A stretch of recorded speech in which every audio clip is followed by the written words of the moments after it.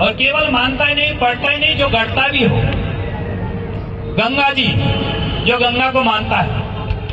गायत्री, जो गायत्री मंत्र का जाप करता हो, उपासना करता हो। गीता गंगा च गायत्री। गौ, जो गौ माता का सेवा करता हो, गौ माता का प्रतिपालक हो। और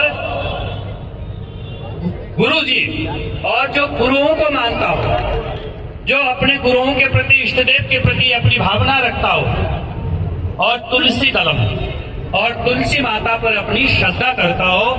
ये लक्षण जिनमें हो वही हिंदू है, वही हिंदू हो सकता है, जो सबके लिए कल्याण करता है, अपने परिवार के लिए नहीं, अपने समाज के लिए नहीं,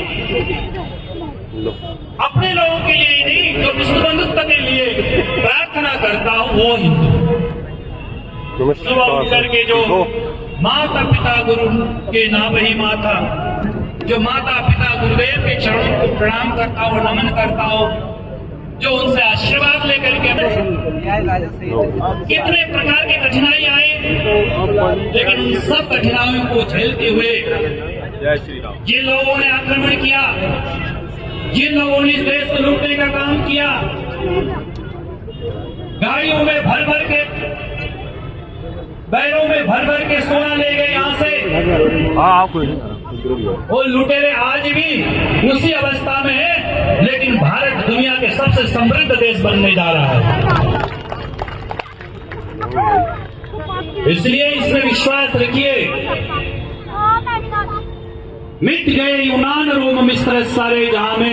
कोई 300 साल है, कोई 400 साल है, कोई 500 साल है, किसी के 14 साल हुए, लेकिन वैदिक सनातन हिंदू धर्म सृष्टि से लेकर के आज तक, और जब तक सृष्टि रहेगा तब तक का हिसाब दे सकता है। ये विशेषता है हमारे धर्म में, ये महानता।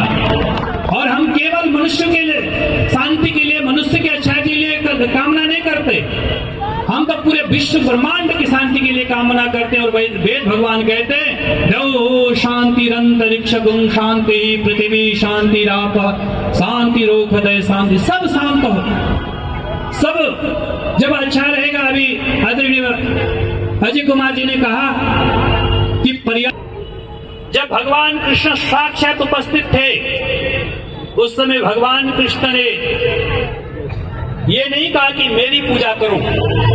भगवान कृष्ण ने कहा गोवर्धन की पूजा करो, गौ की पूजा करो।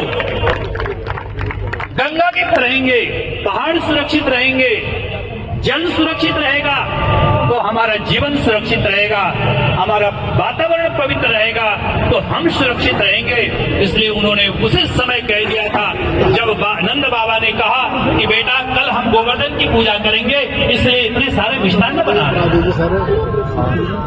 तो भगवान ने कहा अगर कुछ वाले पूजा करें, आधा वाले पूजा न करें तो क्या इंद्र वर्षा नहीं करेंगे?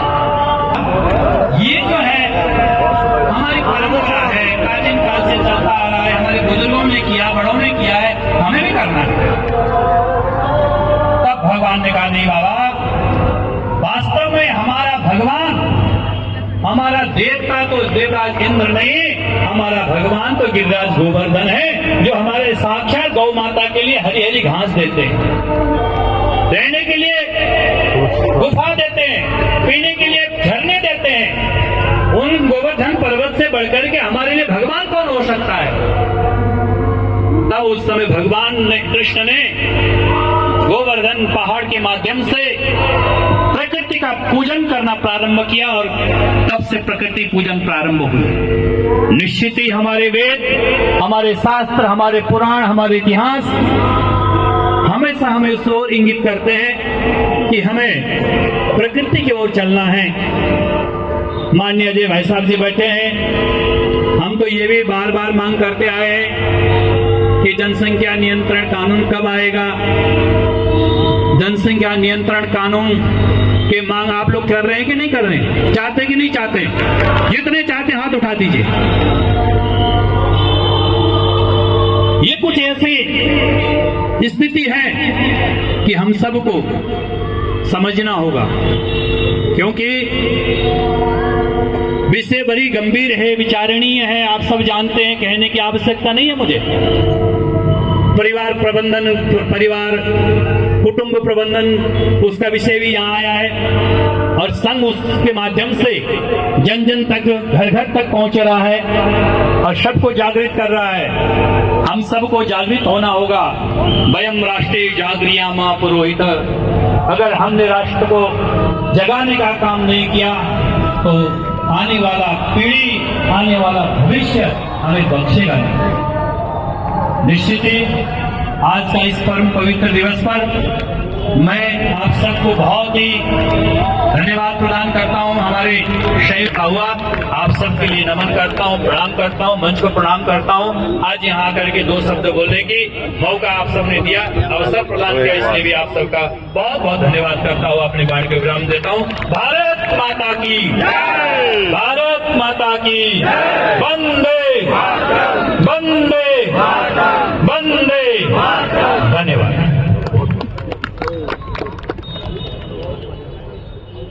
के लिए टेबल लगी है, उन टेबलों पर आप भोजन कर सकते हैं।